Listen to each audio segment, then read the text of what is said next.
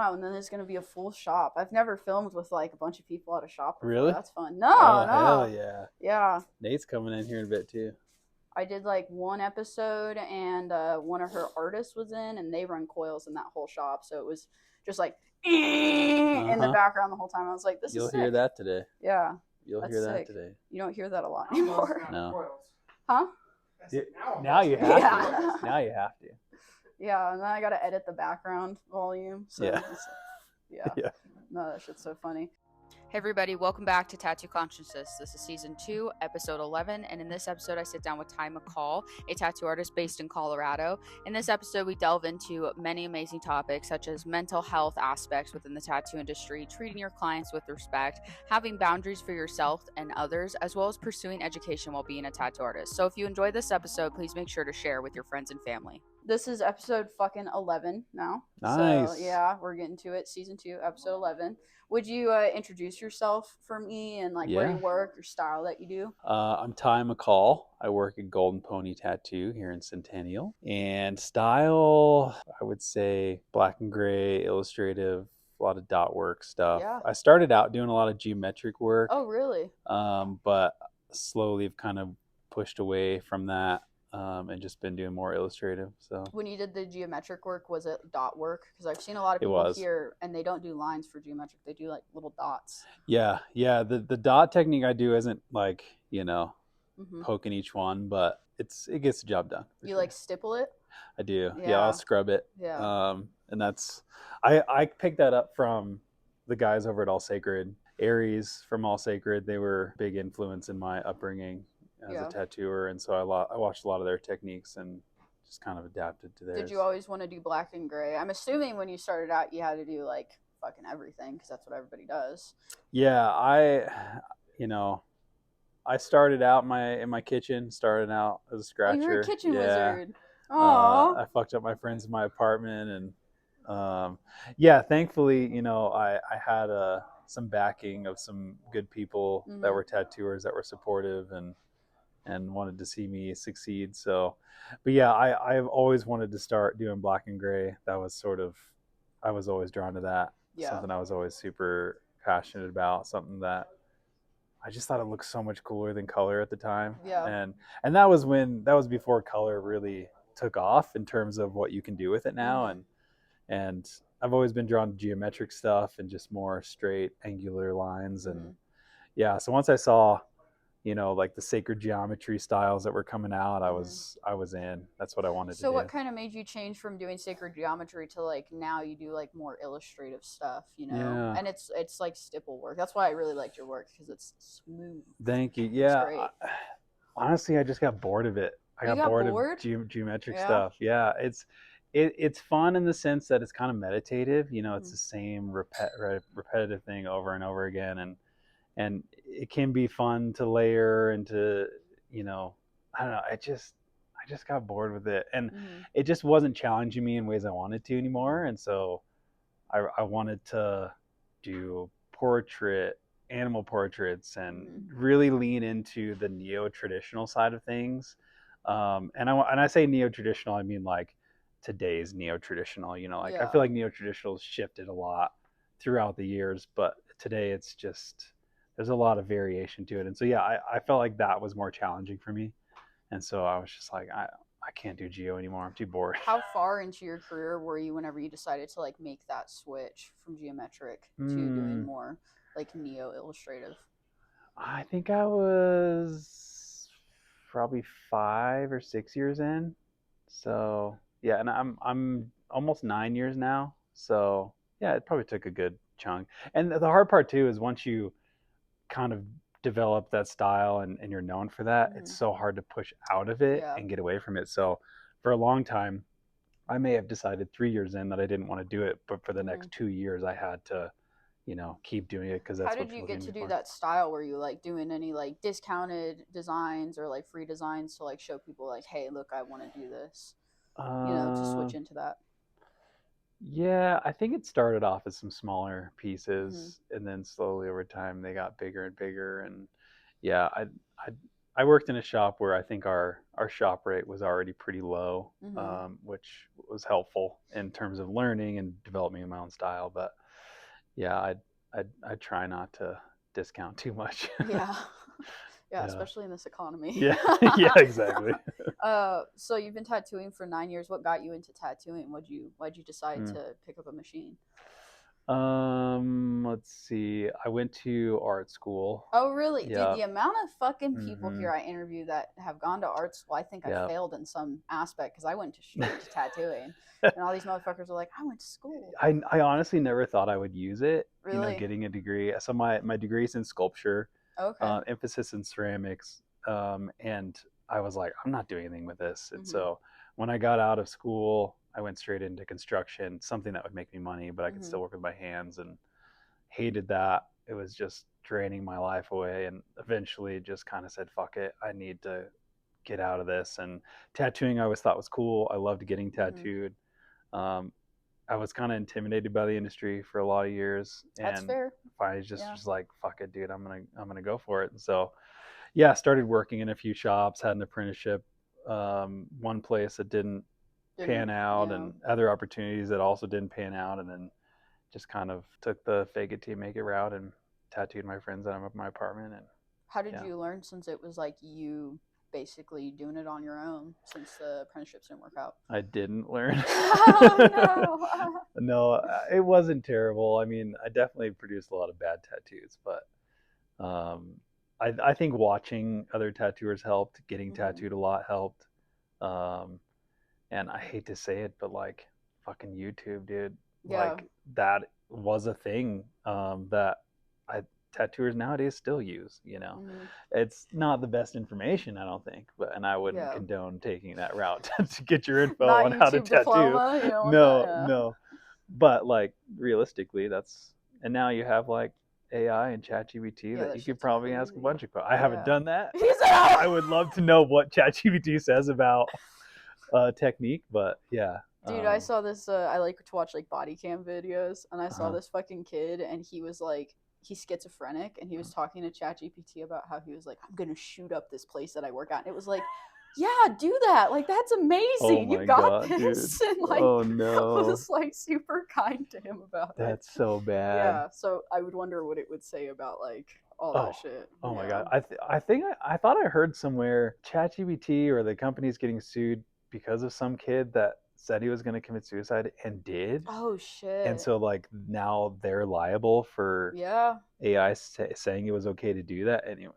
Dude, that's crazy. It's wild. It's crazy, the whole AI stuff. Dude. I still don't know what to think. There's like a feature on Instagram, and I didn't know this either, and I like posted a photo recently, and under it was like Ava Brady's biography, and I was like, what the fuck? And I clicked on it. Yeah. Had all this information about me on Instagram, about like where I apprenticed, where I work now, like how I went through my apprenticeship, and I was like, this is fucking creepy. That's this is really weird. Creepy. That's weird.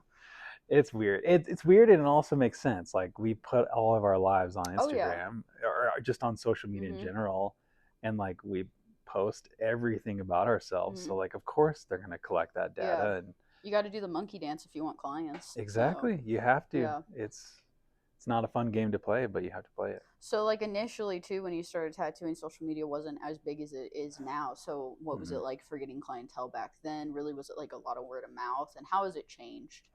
It was, luckily I was in my first shop was Tengu Tattoo in Aurora, and it was in the Aurora Mall, and so I got a lot of foot traffic. Yeah, that's crazy. Yeah, I've only ever seen them. They're like mythical creatures. Yeah, it was. At first, I was just stoked to get into any shop at all, to be tattooing and consider myself a tattooer, and so yeah, I got a ton of foot traffic, and word of mouth went a long way when I started, and social media was coming up, and it was still very much a platform for tattooers.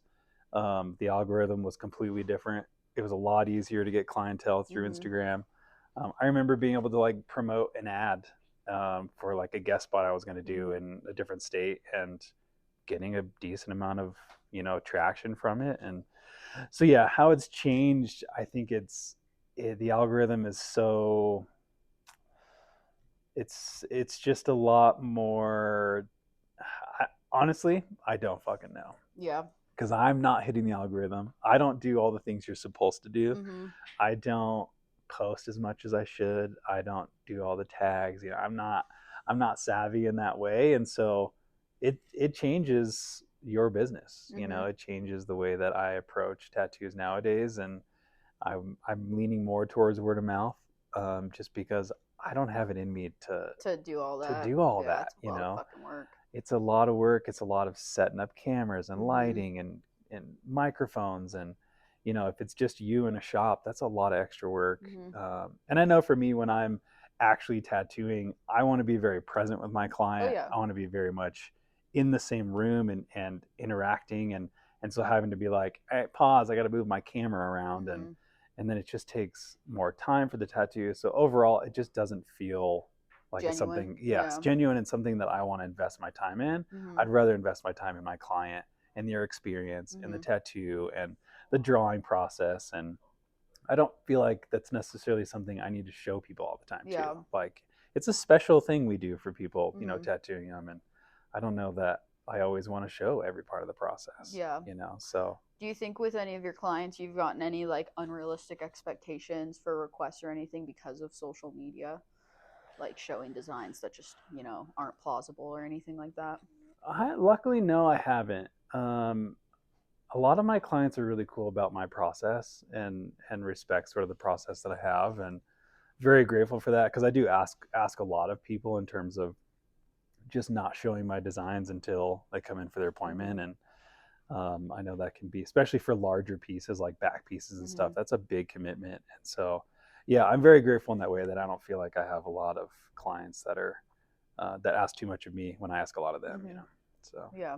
What's your reasoning for not showing the designs beforehand? I don't do that either, but for the people. Yeah, a lot of the reasons for me is I've had a lot of experiences where clients just sort of nitpick it. And when it's nitpicked, things that it doesn't matter how much you nitpick it, it's never going to be quote unquote perfect. And I think that there's a high value in living more in the moment. And I think it comes down to wanting my clients to feel comfortable with me, that when they come in, to be like, hey, I don't know if I love that part, can we change that? And I'm always down, like, sure, let's see what we can do. And it feels more genuine of a process when it's less analyzed. And so when I can do it in person, I can see their full reaction, or see their reaction in the sense of like, okay, I think they don't know if they're down for this, let's talk about it. And I know when I send my designs to somebody, they'll show all their friends, and then their friends, they always give their very biased opinions about their one specific experience, and that's not the case for everybody. And so I think it just eliminates a lot of the external voices that happen when you send somebody a design, they're showing all their friends, and people can second guess what they really want when their friends are giving them all this advice and why they like it and why they don't, when it's not even their tattoo, it's for my client. So exactly. That's a lot of the reason. And then it also comes from back when I started tattooing, showing somebody a design and them taking a picture of it and then taking it to another shop type shit, And I think that happens less, but that was definitely a core reason why I kind of stopped showing my designs, until they came in. But no, that's exactly my reasons too. I've had somebody go and straight up like go and take it to somebody else and just fucking ghost me, and then I was like, what the heck? So that's one of the reasons, like, so conventions for me are similar in that way, where I'll draw something up and people walk up to your booth, they're like, hey, can you do this? And sure, I'll do it for this X amount of dollars, and then they just walk to the next booth and do the same thing. They just shop around, right? And like, I just don't want to tattoo. That's just not, that's not my thing. I'm just, you either want to get tattooed by me or you don't, and that's okay. If you don't, that's fine. But it feels similar to that of like, I'll show you your design when you come in, and you don't need to shop around with it. So. I think most people too like understand that. I think some people get a little nervous. I agree. We could keep going back and forth on this. Do you want to draw it? Here's the machine. You can go ahead and do it, bro. Art is so subjective too. Like, what I think looks fucking rad, the next person looks so fucking stupid. And so again, like your friends are looking at this and they have very biased opinions on what good art is. Mm-hmm. And so again, the only thing I care about is, am I stoked out about the design? Do I feel like I'm proud of my design, something that I worked hard for? Mm-hmm. And is my client happy with the end result? Like Mm-hmm. that, to the end of the day, that's what I care about the most. Yeah. And their experience along the way, you know? Mm-hmm. And so, yeah, art is so subjective, yeah. and you got to keep it between you and your client, mm-hmm. you know? That's something I learned through my apprenticeship, was like, there's a hard time between me and my mentor. We didn't get along very well, but it was like I would draw something and technically it's sound, but wasn't the way that he would draw it. Right. So then we would get into issues of critiques where it was not like constructive critique. You know what I mean? 100%. So, and that can go with anybody, you know? Yep. Even your clients. Totally. Yeah. Exactly. What do you do? What's your process with your clients? How do you make them feel comfortable and everything like that? Yeah. It all starts with a consultation for me. Do you do that with every appointment? Just about. With the small stuff, so through the shop that I'm at, you can book through their website and book small, like 3-hour tattoos with me. I don't generally do consultations for those, but for larger work, yes. For every single one, we'll sit down, whether it's virtual, in person. I prefer in person, but we live in a virtual age, so it happens sometimes. But yeah, we sit down and we get to know each other a bit. We talk about the tattoo, what it represents, talk about the process of the designing and the process of getting tattooed and the space you're going to be in, and sort of just really try to paint a picture of what they're getting out of this experience, and not just like a, hey, let's just do a cool tattoo, nice, and that's it. And I've kind of developed an ethos over my career that I do believe that I'm revealing tattoos from underneath people's skin and not putting a tattoo on their skin. Oh, I like that. And so that the consultation is sort of setting up for that. It's sort of setting up for like, hey, we're here in this together. This is a collaborative process to bring this out of you and out of me. Because my story is just as much a part of the tattoo as theirs is, you know, because it's taken me my whole life of being an artist to create this tattoo for them. And so it has parts of me in it, but it's also tailored to them and what they like and their imagery that they come in with. And so yeah, it all starts with the consultation process. And I feel like it's pretty in depth and very open to how long they want to sit per session. And we can even play around with how much their budget is for the day. And, you know, I'm pretty flexible in that way. And I think that helps with people feeling more comfortable coming into it because, like we talked about earlier, it's a very expensive thing to do. It's a very expensive process, and especially for large work, it's a big commitment. And so I want people to feel comfortable in that. Yeah. You know? I think it's also good too I've started doing way more consultations. Yeah. It makes people feel really comfortable to come in the shop and meet me and see that I'm like a real person and get my vibe and make sure we click before they spend all of that money. Yeah. Even sometimes I'll do it for smaller tattoos if they're just not sure, because I mean, it's like maybe 10 minutes sometimes of talking. It's not that long. So it doesn't take a lot out of my day. Yeah. When did you start doing the consultations? Why did you decide to do that? I actually think I started it relatively early on because I think it just felt helpful to my design process and helpful for my clients. And it also, I remember starting out, I was pretty like soft-spoken, a bit intimidated by clients and just the whole process. Like it was a scary thing to jump into. And I think having consultations kind of like, it made me feel like I had more control over the situation. And also it felt like the client can come in and we can really get to know each other and kind of break that weird barrier of like, you're a stranger and I'm about to like do something I'm going to be pretty intimate. Yeah. Up in your space. Totally. And so I think it was early on that I developed that practice, and it's been super helpful, and I don't think I'll ever not do that. Yeah. What is the biggest thing that you've learned over your career, and when you felt like finally sound and confident in not only like yourself with handling clients, but with techniques? Because somebody could teach you how to tattoo all day long, but they won't teach you, oh, this client did this or this happened, you know? Yeah. Man, I don't know that I'm ever comfortable tattooing. I think I'm always... every artist fucking says that to me, and that scares me because I'm like, damn. And it's funny because in some ways, early on there were things that I was so uncomfortable with, and then that became comfortable at some point. But then there was another thing that would come up that's like, I'm not uncomfortable. So for example, like when I started tattooing, the actual act of tattooing was so scary to me because I didn't feel confident in it. I wasn't good at it yet. I didn't know good techniques. But once I finally developed good techniques and I felt like, okay, I could tattoo just about anything, I feel like, now it's the designing. Like, okay, I need to make a good fucking design, and I need to keep pushing my art, pushing my designs to be better.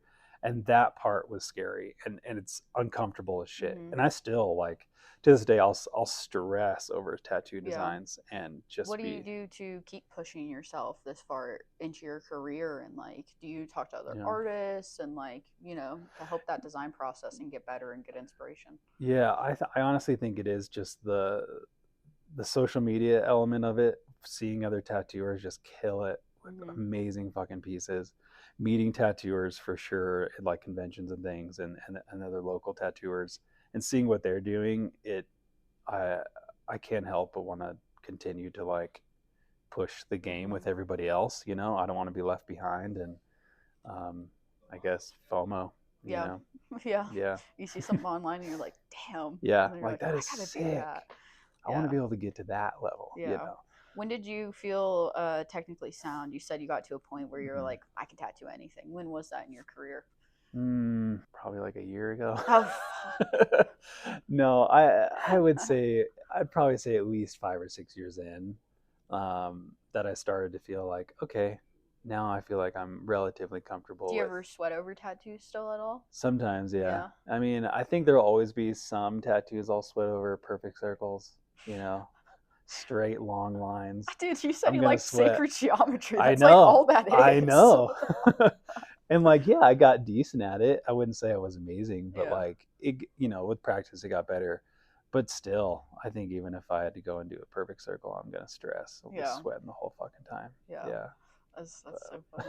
Oh man, I got some fucking time. I'm like getting excited because I'm like, I'm about to hit 3 years, but I'm like, still got all this time left. I know, and it's those. I hated those first years, like, because you're at a place where you know where you want to be and you know what you want to be doing, but you just can't get there. And it's so frustrating to feel that of like, dude, you're preaching to me how I felt recently. Dude, yes. And it's so hard to like be more present with the things you're learning now, because the things you're learning now are crucial to what your style will develop into.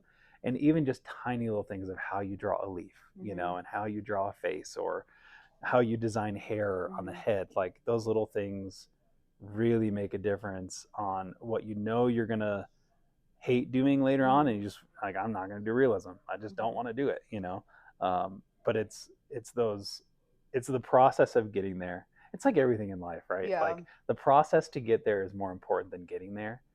Always. Doesn't matter what it is. And so it's the cheesy cliche of like, just enjoy it where you're at. Well, I was about to say it's kind of hard sometimes to enjoy the fucking process. Yes, and I think that's it. I don't think you have to enjoy it. Yeah. I think you just gotta fucking grind it out, dude. I think it's really interesting because, like, I have artists all the time tell me like how they do certain things, what they use or whatever, and it might not work for me. And then recently I talked to this chick online and she recommended me to get the cream cartridges, and like something with them just fucking like clicked for me. Yeah. And I don't know, and then I was like, dude, I could have been doing this the whole time. Like, what the fuck? Yes, yeah. Like, I felt the same way when I picked up a Dan Cuban, and I was like, I could have been tattooing like this whole time. I could have clean lines this whole time. But it takes that road. It does. Of like, and that specific person to like, show you that thing or talk to you about it. And you also have to, I feel like, I know some artists who just don't reach out to other artists, and I am not that way at all. I'm like, here's what I just did. Can you tell me what I can do better? Or like, hey, what do you use and all this shit? Because 100%. You got to learn and absorb if you want to get better. Yeah. And that's what's nice about the industry nowadays is artists are a bit more of an open book. There's still some gatekeeping stuff that goes on, but like if anybody asks me my techniques, I'm happy to share them. Like I am not trying to hide that shit, because not only do I want other artists to get better, but I don't think that what I figured out was mine. Like I've got this stuff from somebody else, you know? Yeah. And like nothing's original. And so, yeah, I'll tell you my technique all day, you know? I'll show you you can borrow my machines for all I care, like whatever's going to help you get better. I think too, you know? Like a problem with it is like, and I learned this when I was going around looking for an apprenticeship, is I never asked for an apprenticeship when I went to a shop. I went with portfolio, like, can you critique this? Blah, blah, blah. Right. A lot of like young artists and kids nowadays, they think they deserve to know the information. I think you got to come at it with a like, I'm wanting to learn. Yeah. You don't have to tell me, like, you know, I get if you're busy or whatever. Yeah. Humble nature goes a long way for sure, especially in this industry. Yeah.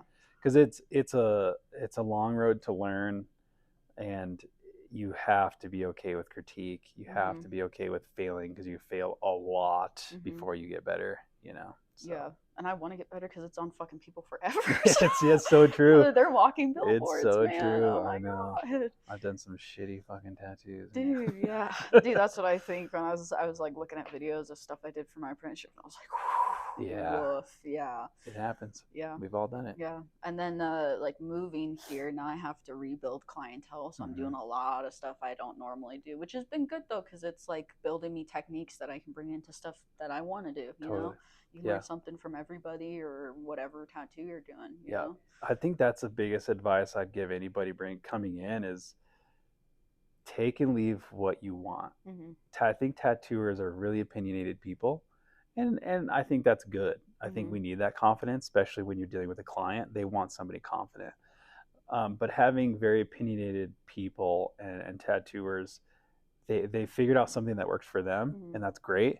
But it doesn't work for everybody. Yeah. And so like take bits and pieces, take everything with a grain of salt, and utilize the things that you feel like actually help you, and just throw the other stuff to the side. It doesn't have to be negative or bad. You know, a tattoo artist can do one thing and do it one way, and it's going to heal great, and it's going to look awesome. And then another tattooer is going to do the same shit. So it's just sort of take and leave what you want. Yeah, exactly. And I think you should have like a humble perspective about it too, because sometimes like early on I was doing a lot of my flash stuff I wanted to do, and then I'd have a client be like, I want this, and initially I was a dumb kid and I was like, this is stupid, I don't want to do this tattoo. And then I learned about like what it meant to that person. I was like, I'm an asshole.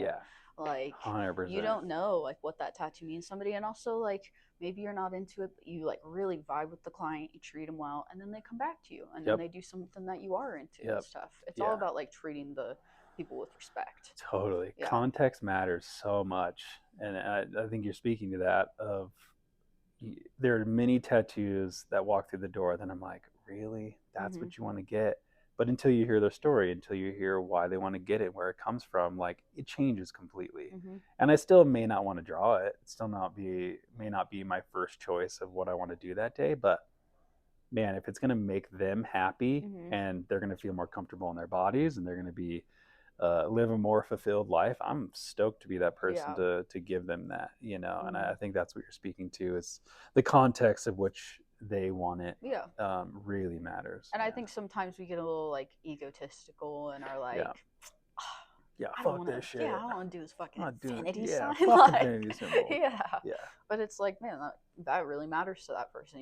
You really never, and you also don't know like what a client's going through is something I learned too. Because sometimes I've had clients that would come in and, you know, wouldn't talk to me, or they were going through something and they needed that. It was like their therapy, you know? Yes. So, yeah, you never know what they're going through, and that infinity symbol could be a huge closure for somebody they lost in life, you know. And the fact that we get to be like a healing platform for people is really fucking cool, you know. And I try not to take that for granted, you know. I try to keep that in mind. And we all have bad days, we all fail at being the best towards our clients, but I really try to make an effort to see what they're going through and step in their shoes. And it's really cool once you kind of lean into that. At the end of the day, we're just people. Sometimes shit happens, man. I know. You can't leave stuff at the door sometimes. One of my favorite quotes is from Ram Dass, and it goes, we're all just here walking each other home, I think is how it goes. Oh, I like that. But we're all just people just trying to like make it through life, you know. And I try to think about that when somebody walks through the door of like, we're all just people and we're all very unique people. You know, don't be an asshole. Yeah, exactly. Yeah, it's just a talking podcast. People are always like, what are you going to ask me? And I'm like, we just talk. We yap. It's chatting. Not even, we're just people. Yeah, exactly. Just hanging out. Yeah. I've listened to a lot of like shitty tattoo podcasts that are really like super toxic and like, you know what I mean? Yeah, talking shit. And, like they hate their clients or like dildo machines. And I'm like, you know? Dicks. We draw dicks. Yeah, like, exactly. Okay, bro, we get it. So I was like, I want to do something that's like, you know, for the clients to get to know the artist and also like, you know, just like something that's like chill that shows like the nice people within the industry, you know. I love it. Yeah. I'm all about that. Just people being people. Yeah, exactly. Yeah. I love it. And I think it's cool too because then like I've had people be like, I didn't know that about the person I get tattooed by. That's so cool. And it connects you more with the people. Totally. Plus I love it being like a younger artist in the industry because I get to pick your guys' brains. Yeah, I think it's a great idea. I think it's great. Yeah, building connections. That's what life is about, man. It is. Oh my God. Yeah. All healing is relational. All healing is relational. Yeah. If you're talking trauma, if you're talking just wanting to grow and learn, it's all relational. You cannot do it in a vacuum. I don't care who you are. I don't care how brilliant you might be or how good your brain works. You have to learn and grow relationally with other people. So I'm glad you're doing this. Yeah, dude. Cool. It's been good. It's cool too because like I mean like I interviewed a chick from New York and then she wanted to come to Colorado and do a guest spot. So I asked the people like I work for and then she came down and like it's just like making relationships with people. I've gotten guest spot offers. I get to you know talk technique and stuff. It's fucking sick. What's been your favorite thing to ask or talk about, or is it always different? It's always different. Yeah. Initially, when I started, I had questions like listed out, but I was getting the same responses. Right. Like I'd be like, what's the most memorable? And it was always like memorial piece that I did, or just cover up. Yeah. And so I like now I just straight up I don't come in with anything. I'll like you know look at people's Instagrams, kind of get a vibe, and like you know before the interview. But I don't know, but I really like talking about shit in the industry that's not talked about. So like mental health or like retirement and like, you know, like taxes and like that's some real shit. That's like we're very glamorized as a job, but it's like I don't have health insurance. The state provides me health insurance. Right. Like there's shit like that like people don't understand when they come into the industry. Like I got a tax lady because that shit's fucked. Yes. You know what I mean? 100%. Like, yeah. Which is something I was going to ask you too is what's your long term with tattooing? Because it's like we don't got retirements. Eventually, our bodies are going to give out too. A lot of tattooers get like Nico Hurtado has had 2 back surgeries. Yeah. You know, carpal tunnel, all that shit. Yeah, that shit's crazy. I'll tell you right now, I don't have a plan.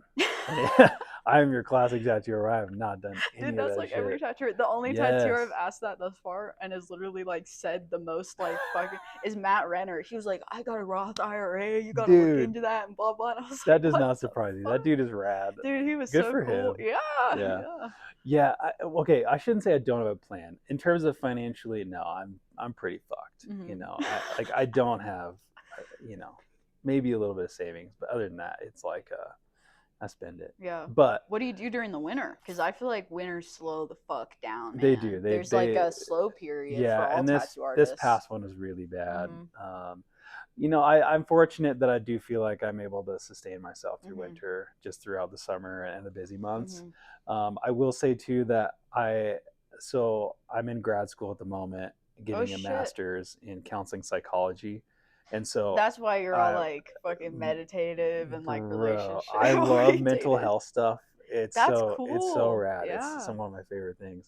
But I plan on splitting my time between the two. Oh yeah. Because I love tattooing, and at the same time, like if I'm doing it day in and day out, I grow to hate it at times. I get so fucking burnt, and so pursuing a different passion of mine is helpful in that, and I think will be helpful in sustainability in terms of like mental health and not getting burnt, and just because I see so many tattooers that have been in it for 20 years and they're just bitter. Oh and yeah, they're angry. They hate their fucking lives. And and it's not just tattooing. It's like they grow to hate their relationships. They do. Just every decision they've made. Yeah, their clientele ends up becoming bitter too, and not liking what they're. And so it's just like I don't want to be that. Yeah. And so I get that. I figured, why don't I pursue another thing I'm passionate about, and then I can split my time between both. And burnout's definitely still going to be real for both industries, but Yeah, I think that's another important piece for tattooers to keep in mind of like, yes, tattooing is great. And if you can just tattoo the rest of your life, find sustainability in that, but also find things outside of that that can fill your cup too, that can help reset and give you something else to look forward to. Because if it's all tattoo all day every day, you're going to become bitter. And I think surrounding yourself with the right people is a big part of that too. Yeah, they always say like what you're like the 5 or 7 people closest around you, you absorb stuff from them all the time. So if you're around people that just fucking hate their lives, you're gonna hate your life. Yeah, if you're around bitter tattooers, you're gonna become bitter. It's 100%. Yeah. If you're around a bunch of tattooers that love what they do and they care about their clients, like that's gonna last a lot longer. You're gonna be able to sustain a lot longer than bitterness. So like with what you're talking about, this actually goes into like what's happening with my life right now. Yeah, we've moved and like I got to build up clientele, so I feel like I'm in this rat race again. I'm always answering messages. I'm really like pushing stuff, and I feel creatively inspired to do these things. Don't get me wrong, I love doing it. But it's also like too, I am not doing anything in my free time. It is work. All the time. And I'm fine with that. I love that. I get it. It's got to envelop your life. For you to get to a certain point with it, but it does take a strain on like your relationships and stuff like that, because it's like, you know, you got to go and do stuff, and I moved to Colorado just to work basically. Right. Yes. I'm like, I love the mountains. I can't wait to hike and everything and do all these things. And I'm just like literally working every day at the shop, and even on my days off, podcast, fucking drawing for clients, like always homework. There's always some sort of admin work. So like, what is your advice to balance that and to not feel guilty? I feel guilty taking time for myself, or like, because I'm like, I could be drawing, I could be making flash that I could sell. Like, it's hard. It's really hard. The work-life balance is really hard in this industry. And I think it comes down to, you got to be kind to yourself. Like you really have to extend yourself some grace, in the sense of like, I know I got this to do. I know I got this to do. I know I got to draw, but like, I need a minute to go fucking veg out and watch a movie and not do shit. And letting everything else go for that moment is really hard. That's where the real work comes in, of like, because I even to this day will sit there and I'll struggle with just even playing some video games or chilling out. That's how I feel. Because I feel guilty of like, man, I should be doing this. I could have done this during the time. And having to let that go is the hardest part of resetting and taking care of yourself. And I think some things that help is doing something more active, going for a walk or a hike, or getting out of your brain. Because if you sit in the same spot and let yourself think about it, it's going to make it worse. And so giving yourself something to do. Like what I've been doing is I've gotten back into ceramics since my undergrad, and if I need some time to just like not do anything else, that's drawing or school or whatever it is, like I'm gonna go in the basement, I'm gonna play with some fucking clay, and I'm just gonna like zone out and know that this is something I enjoy. It's not for anybody else. And I think that helps. That helps sort of like give myself a reset. It helps with the work-life balance, and it's fun. Like I've been gifting a lot of my ceramics away, because I don't want it to become another thing that I sell. I don't want it to feel like work. And so the things that I make are just for gifts in terms of ceramics. And so I think that's helped. Find something that you can, invest time into, that you want to do, and it's not for anybody else. It's just for you. I think that helps. That's something I've struggled with, because for like a long time, like, because I decided I wanted to tattoo at 14, so for 4 years I built a portfolio, and I was only doing like portraits. And I loved doing it. It was so therapeutic for me. Like it helped me through all my emotions and stuff, but now it's become work. So I can't draw something just for me. That's like, because you nitpick it. You're like, blah, blah, blah, so I'd really like to find something like you're saying, like with doing ceramics, or something that's like more creative, that like helps to give you an outlet that's away from tattooing. For a while I was playing some video games and stuff, but again, it comes back to that feeling guilt, and I'm like, what is this even doing for me? Like, I mean, I'm having fun doing it, but shit, like I could be drawing. 100%. And that's something I found that I can't do, is if I'm gonna find something that's not tattooing related, or school, or any of the other things that I'm like getting burnt with, I have to find something that doesn't relate to those things. Mm-hmm. So like I can't draw. If I'm going to go reset and do something that fills my cup and feels like it's for me, it can't be drawing. Yeah. And it can't be talking to my friends about deep life shit. Mm-hmm. It can't be anything like psychology related. It's got to be something that's not within those wheelhouses that actually feels like it's helpful. Yeah. You know, so like playing with some clay, dude. Just get my hands dirty and make some cool shit. Yeah. You don't have to draw anything. You don't have to talk to anybody. You just zone out. So yeah. I think that helps too. Is finding something that's not in the wheelhouse. You can even go bowling. Go play some fucking pickleball or something. Like so it doesn't have to be art. Yeah. Which some might say that is art. And whatever you want to call art, go do that.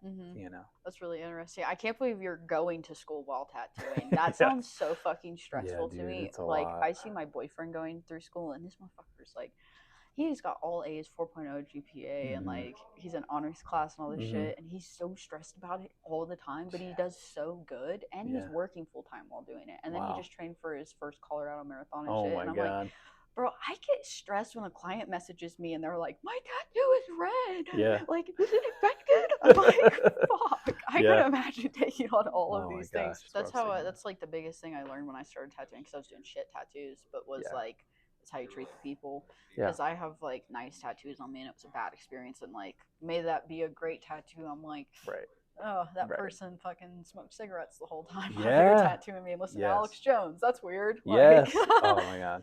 Yeah, there's some weird interactions you have with clients where you're just like, I'm hating every second of this.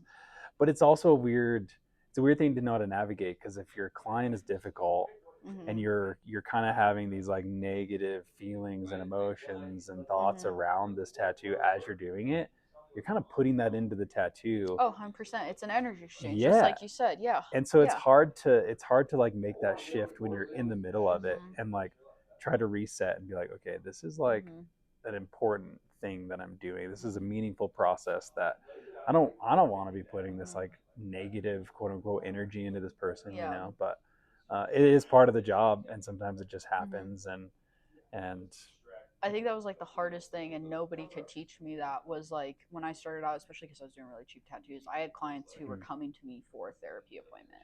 Right. They would come in and just dump all of their trauma on me and then leave, and they felt very light and everything, but it was like, I didn't know how to handle it. Didn't know what to do, because it's like, holy shit, you just told me something really fucked up. Right. Like, and I think that's where the boundaries piece comes in handy too, and longevity's sake of with some clients, you just have to set a boundary of like, hey, I love that we can connect and talk about some deep life shit, but if we can keep it a little lighter this session, because like they throw it on you, but then you have to hold that, especially somebody who's an empath, like you carry that stuff, and that aids in your burnout. And so having to set a boundary of like, hey man, I love the work we're doing, but if we could just focus on tattooing today, or like, hey, I got to throw some headphones in today. I don't mean to be rude, but like I got to focus. She's going to ask you about that, because I'm not a big proponent for the headphones. Sure. I worked at a shop where they just didn't have bedside manners. They wouldn't talk. It was like a real like exchange of money, basically. Like they were a product. It made me feel really uncomfortable. Totally. But sometimes I do wear headphones, but it's for very specific situations. Like, I had a client, she just didn't want to talk. And it's like, okay, well, I'm going to throw on headphones and listen to my music. You can zone out too and stuff like that. Or I have a piece and it's like, I want to focus on this. Like hardcore. And usually it's understandable. Right. You know what I mean? Yeah, 100%. I think it does come down to taking care of yourself. Like you said, every situation is a bit different. It's contextual. Yeah. And so there might be days where I'm just having a really fucking bad mental health day. And I know that if I'm going to try to like push through it and talk to my client, I might end up being rude.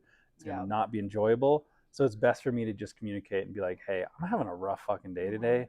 I kind of need to just zone out and like put some headphones in for a little while. It may not be the whole time, but like, can I just have a few minutes to like do that? Yeah. And then if I feel better, take them off and engage in conversation. But I think that's an important piece of longevity is respecting the things that you need to, because you're a human. Like we can't just be these like workhorses all day, and all week just sort of busting shit out. And so like, honoring the things that you need in that moment is helpful. And then reading your client, reading the room of, is my client just like falling asleep right now and I can throw some headphones in, like cool, just communicate that. And Or some people don't want to talk. Yeah. And that's okay. Or then they come, like, I've had a dude not talk to me at all, thought he didn't like, and then he came back and he was like yappy as fuck. He just had a hard day at work. And I'm like, well, yeah, I don't know what's going on with you. You don't know what's going on with me. Let's just try to be fair to each other. I like that you're honest about that, because that is something that I ask people is like, how do you leave things at the door? And most artists tell me they just do it. And I'm like, realistically, that's not a thing. Like, stuff happens, you're just a person, you know, like situations, sometimes it's hard to do that, and you have to work, you know, because like there's no paid time off, there's no like, you know, it goes a long way just to name something. Like, simply your client comes in and you're having a rough day, just saying like, hey, I'm having a rough day, I'm stressed, I'm late, I'm whatever, bear with me. That's all it can be. It doesn't have to be any more than that. You know, it can just be as simple as that. And that not only makes you feel better knowing that you communicated that and you're staying true to where you're currently at, but also makes your client feel better of like, okay, I appreciate that they're honest and let me know, like, now I know I can like maybe walk a little carefully around what we're doing today, or now that opens the door for me to be a bit more vulnerable in how I communicate. You know, it's only going to help. And if you run across somebody who takes advantage of that, then like that's a boundary you got to set. You know, you kind of have to play with it a little bit. But yeah, I think just naming things that are live in that moment goes a long way. Yeah, I think people are like, especially clientele, would rather you be honest than not. Like, that's a big thing too, is when I don't feel comfortable doing something, I'll recommend somebody else. And most of the time people are like, thanks for saying that. Like, because I don't want to fuck them up. I don't want to do a tattoo that I just know I'm not going to be able to do, you know? Like, so. I've had the same experience. I would say 95% of people that I tell, hey, I'm just not comfortable doing that. I don't think that that's my strong suit. Here's some artists that I would recommend you to. They usually say, wow, I appreciate that. I appreciate you being honest and being real with me, that's not what you're down for. And, you know, thanks, you know. Occasionally there's some people that take it personally, and that's not for me to hold. That's for them to hold. I mean, you don't know what's going on in their life. Exactly. Yeah, I don't know what they're going through, and so it's just sort of like, a sorry if that's hurtful for you, but just not for me. So what do you do in situations where like you're just having issues with the client? You know, maybe you just can't come to terms on a design, you're having to redraw stuff over and over again, or you know, whatever the instance may be. How do you navigate that? Because I know, like, especially nowadays, people are very touchy. You know, it's hard. It's tough. And every client's different. I'm a different person with all of my clients. The things that I say, the things I joke about, what we talk about, all different. I'm glad you said that, because that's definitely how I approach. Each one is very different. I still get anxious when I have a pissed off client or somebody who's just like going off on me through Instagram or even in person. You know, I still get anxiety and struggle to know how to navigate it. And I think I typically take the approach of like trying to play the nice guy or take the high road or whatever you want to call it. Of just a lot of professionalism. And, you know, I tried to really stay present with where my faults are in whatever the situation is. Maybe I didn't communicate the best, or maybe it was my fault the scheduling got fucked up or whatever. And I'm typically the one to say like, hey, I recognize this was where I fucked up. I apologize. That was not professional or whatever it is. And then either what can we do to move on with this and move forward, or I wish you the best in your next adventure, or who you find to do the tattoo or whatever it is, you know. And so I think I try to take that approach, but through the whole process, I have tons of anxiety about it. How do you control that anxiety? Because I'm the same way. And then sometimes it's just shit in my head. Like, I'll have a client that I like, and it's text, so you're not hearing their tone of voice or anything, but it seems like they're mad at you. And then they come in and they're fucking fine. And I'm like, well, what was I worried about? Yeah. You know? So much of it is future tripping. So much of it is just, oh yeah, what's gonna go wrong? Exactly. Are they gonna not like the design? Blah blah blah blah. Yeah, like, when none of that's even been said, and so I think some of it is working with or pushing aside the future tripping aspect of like, okay, with the facts that are here, with the actual words that have been said, here's how I want to communicate forward. And honestly, talking to him in person if you can goes a long way, because there's a barrier between your phone and who you're talking to. And so none of that misconstrued, things get said that would normally get said in person. There feels like an element of respect that gets lost a little bit. And so I usually tell people like, hey, I'm happy to talk to you about this in person if you want to come in and talk. Aside from that, there's not much else we can talk about here. And that's certain situations. Some are different, but I think that goes a long way, being like, hey, come in and let's chat. Like, let's have a one-on-one realistic conversation, human to human. And I think that helps a lot of times. It helps kind of tear down some walls, and you get a real you just get human elements, come back into play. I definitely think with over the internet in general, there's no repercussions for saying things. People don't fully think it through, so it's a lot of it's difficult sometimes to talk to clients, right? Totally. Over that. So 100%. Yeah, and dealing with clients is not something that you get taught how to do, even through an apprenticeship or on your own or whatever it is. Like, the whole managing your clients and knowing how to communicate professionally is not something you get taught. And so, like, you have to either learn that on your own or just trial and error or all the above. And it's tough. It's tough. And everybody has their own approach to it, the way that I approach talking to my clients is completely different than how you might. And neither are right or wrong. They're just different. And that's part of the unique experience that a client gets with a tattoo artist. Some tattoo artists are fucking cool hard asses and like to be edgy and talk shit all the time. And some clients love that experience. I've enjoyed that at times. And then there's some clients that are like, dude, I need somebody that's a bit chiller, somebody that's a bit softer on the edges, and I'll, I feel like I'll get a better experience that way. So it's just different, And I think that also goes back to like what we were talking about, where it's like we have different interactions with different clients. Yeah. To each his own. Some clients love offensive jokes, and some clients, nope, we're not crossing that threshold. Exactly. And I think that's where kind of going back to like having consultation, getting to know your client and what they're into, how do they joke around, You don't know via like Instagram or like through your booking process or anything like that what they're gonna be like when they walk through that door. Exactly. So that's a big thing. It's huge. It's hard to navigate. It's really hard to navigate clients. And it can be a really rewarding process too. If you really put the intentionality into it in the same way that you put the intentionality into the way you draw and design, your client interactions can be a lot more rewarding in the end. That's something I'm still like learning with, obviously, but really my biggest thing is I don't want to be mean to people. Right. So, but that involves me getting pushed over, I feel like when you have those boundaries, you get a similar respect back from clients too, and they take you more professionally than you just like allowing them to do whatever they want. Yeah, I went through a similar experience with like my pricing. Of whenever I came to somebody and was like, I don't know, I'm kind of thinking around this price or whatever, the client kind of pushes back a little bit and they kind of control what the pricing was, or this is how it would go. They would control how the pricing went. And once I put my foot down and I would just say, that's a $400 tattoo, they'd go, okay. And they'd almost feel more comfortable with the fact that I was confident in my pricing. And same with design, same with every other part of it, is the more confident you are towards your client, the more they're not only going to respect it, but they're going to feel more comfortable with going to you for a tattoo as well, because like you're confident.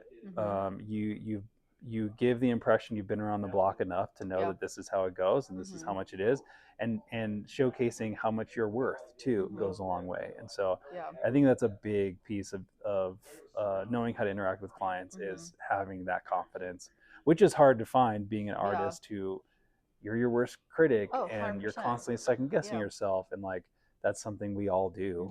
And so it's a hard thing to know how to like utilize as a positive tool towards a client than something that feels kind of scary. And, totally. And at the end of the day, it matters more that they liked it. And if you liked it, they're not seeing all those faults. They're not fucking zooming in on their tattoo. Yes, exactly. It's just you. I think my last question I want to ask you is advice for younger kids who are in the industry already, and then advice for people who want to get into the industry. What would you say to them? Ooh, good question. Fuck the haters. No, I'm kidding. I'm just kidding. No. For young tattooers that are in the industry, I think put your head down and just grind it out. Dude, I love that answer. It's just... That's what I've been told in life. Yeah, and it's been a solid piece of advice. It's hard not to with social media. It's hard not to see what everybody else is doing and compare yourself to others. It's helpful at times for you to have drive, but at the end, it can be a huge disservice to just doing you and to pursuing the aspects of tattooing you want to pursue. Yeah. And so I would say just put your head down and grind, and also be curious. Being curious is a huge part of that too, because if you just lock yourself away like a vacuum, like we were talking about earlier, you're not going to grow. Yeah. But I think surround yourself by people you look up to, that feel like your people, that you can talk honestly with, and just grind it out and kind of embrace the suck for a while. In terms of young kids or people trying to get into the industry, you're going to get a lot of opinions. You're going to get a lot of you should do it this way, you have to do it that way, and I kind of say fuck it. There's many different ways to get into the industry. It is a hard industry to get into, but your path is your path, and however you get there, it doesn't matter, as long as you're doing it respectfully, safe, all those things. I think just do it. Keep your head down, find good people, be safe, and just respect people, I think. Be cleanly when you learn how to tattoo. Don't spread diseases. I mean, don't tattoo on carpet. Please do not do it on the couch. Oh my God. Or in the kitchen or in the garage. That's so funny.